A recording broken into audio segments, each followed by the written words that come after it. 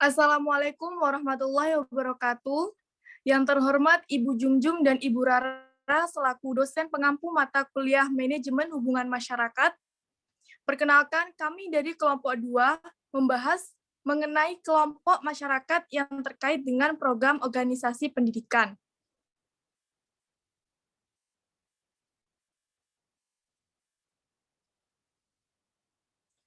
Sebelumnya, izinkan saya memperkenalkan anggota kelompok. Yang pertama, Erlinda Yuliansyah. Yang kedua, Ilmi Kurniawati. Yang ketiga, Muhammad Kozin. Yang keempat, Mutiara Ayu Faradisa.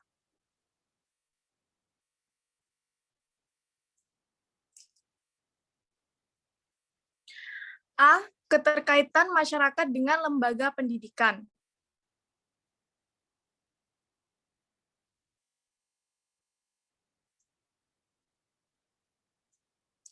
Menurut Indah Fahrudi dalam Benti dan Gunawan 2015 halaman 43 mengemukakan bahwasanya keterkaitan antara masyarakat dengan sekolah merupakan suatu sarana yang memiliki peran untuk menentukan perkembangan murid dalam sekolah.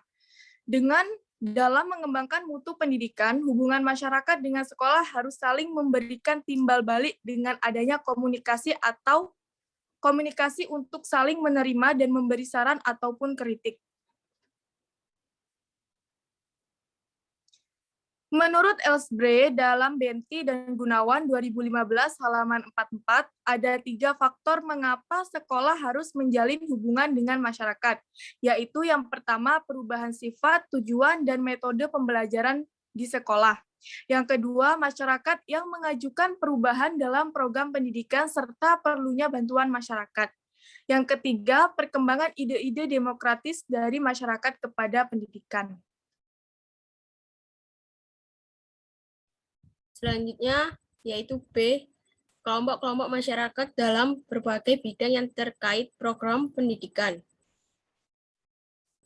Menurut Gordon dalam Benti dan Gunawan, adapun kelompok-kelompok masyarakat yang terkait terhadap lembaga pendidikan yaitu organisasi orang tua siswa dan guru, orang tua secara individual, keluarga orang tua, asosiasi pembayar pajak, Dewan Perwakilan Rakyat, yayasan, organisasi bisnis komersial, kelompok-kelompok layanan, kelompok-kelompok khusus yang berminat dalam bidang pendidikan, Dewan Perdagangan, organisasi veteran, pimpinan-pimpinan bisnis penting. Selanjutnya ada kelompok-kelompok pekerja, kelompok-kelompok agama, politikus, organisasi persaudaraan, dan organisasi kesejahteraan, kemudian organisasi pemerintah, dan yang terakhir pengelola pers, televisi, dan radio.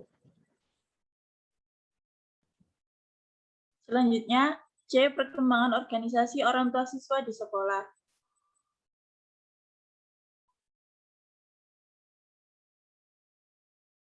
Perkembangan organisasi orang tua siswa di sekolah. Organisasi orang tua murid tidak sama dengan organisasi hubungan antara sekolah dan masyarakat. Perbedaannya yaitu organisasi orang tua siswa di sekolah bersifat konsultif, sedangkan pengelolaan hubungan sekolah dengan masyarakat bersifat hierarki. Perkembangan orang tua siswa di Indonesia yang merupakan organisasi sebagai wadah orang tua siswa adalah 1. Perkumpulan orang tua murid dan guru-guru atau POMG, 2. Perkumpulan orang tua murid atau POM, 3. Badan Pembantu Penyelenggara Pendidikan Sekolah atau BP3, dan Komite Sekolah.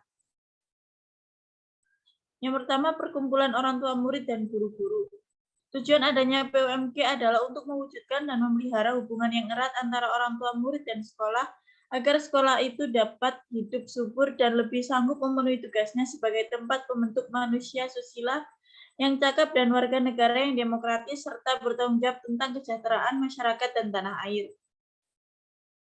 Yang kedua, perkumpulan orang tua murid. Perkumpulan orang tua murid atau POM, organisasi orang tua murid dan guru di atas mengalami revisi nama, yaitu menjadi perkumpulan orang tua murid. Tujuan dari POM sama halnya dengan tujuan dari POMG. Yang ketiga, Badan Pembantu Penyelenggaraan Pendidikan Sekolah atau BP3. Sejak tanggal 20 November 1974, nama POM diganti nama dengan BP3. Adanya perubahan nama ini karena citra dari POM dinilai lebih menitik beratkan pada pengumpulan uang pungutan Tujuan dari BP3 adalah memelihara dan meningkatkan hubungan yang erat dan serasi, kerjasama dan tanggung jawab bersama antara keluarga, masyarakat, dan pemerintah untuk menyempurnakan kegiatan pendidikan. Komite sekolah. Pendidikan dalam era otonomi pada saat ini tidak terlepas dari dampaknya. Berlakunya kurikulum berbasis komputer atau KBK dan manajemen peningkatan mutu berbasis sekolah atau MPMBS merupakan salah satu bentuk implementasi otonomi di bidang pendidikan. Konsekuensi berlakunya KBK dan MPBS, masing-masing sekolah diberi kewenangan untuk berkembang sesuai dengan potensi yang ada.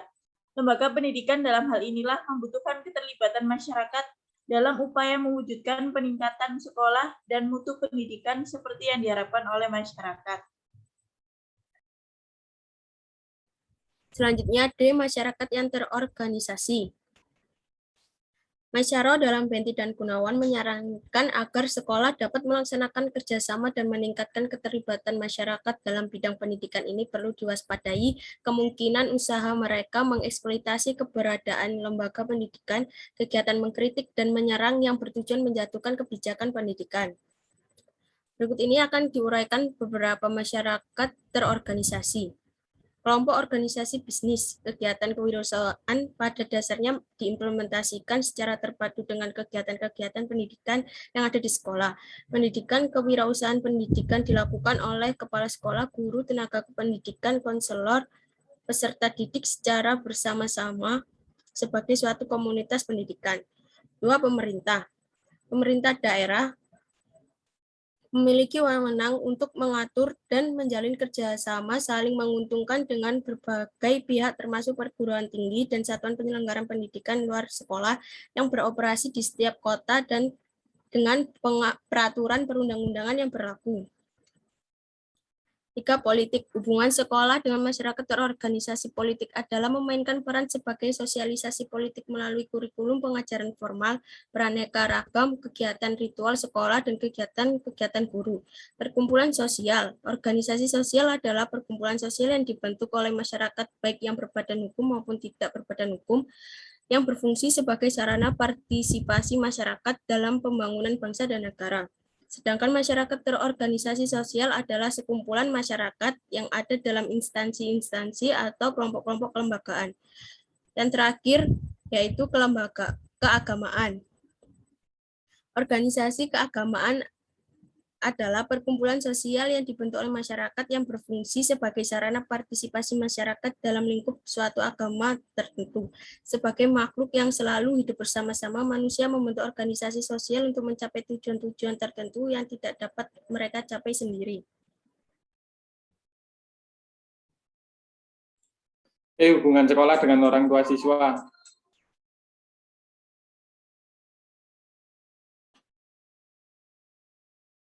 Pengertian, hubungan sekolah dengan orang tua siswa adalah hubungan timbal balik yang harus dijalankan dengan baik oleh kedua pihak guna mencapai tujuan pendidikan yang telah ditetapkan bersama. Hubungan ini juga merupakan suatu bentuk keikutsertaan orang tua dalam memberikan kepercayaan, pengertian, serta dukungan dalam kegiatan pendidikan dan penanaman nilai-nilai orang tua terhadap peserta didik. Keikutsertaan ini dapat dilakukan secara langsung ataupun tidak langsung. 4 model partisipasi orang tua dalam hubungannya dengan sekolah. 1. Protective atau spirit responsibilities. Model ini menjelaskan bahwa orang tua dan sekolah memiliki tanggung jawab terpisah dalam membimbing perkembangan anak. Maka dari itu akan lebih efektif dan efisien apabila kedua pihak menangani kegiatan dan tujuannya masing-masing. Kedua, school to home transmission atau sequential responsibilities. Mengasumsikan bahwasanya keberhasilan anak didukung oleh sekolah dan keluarga. 3. Curriculum enrichment. Mengasumsikan bahwa kurikulum dapat mendukung interaksi keluarga dengan sekolah. 4. Partnership atau share responsibilities. Model ini sangat menekankan terhadap kerjasama antara pihak orang tua atau keluarga dengan pihak sekolah. Perkembangan anak akan berhasil apabila kedua belah pihak mampu untuk saling berbagi pengalaman, nasihat, dan informasi tentang anak.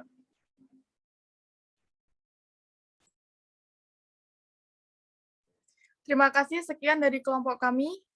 Assalamualaikum warahmatullahi wabarakatuh.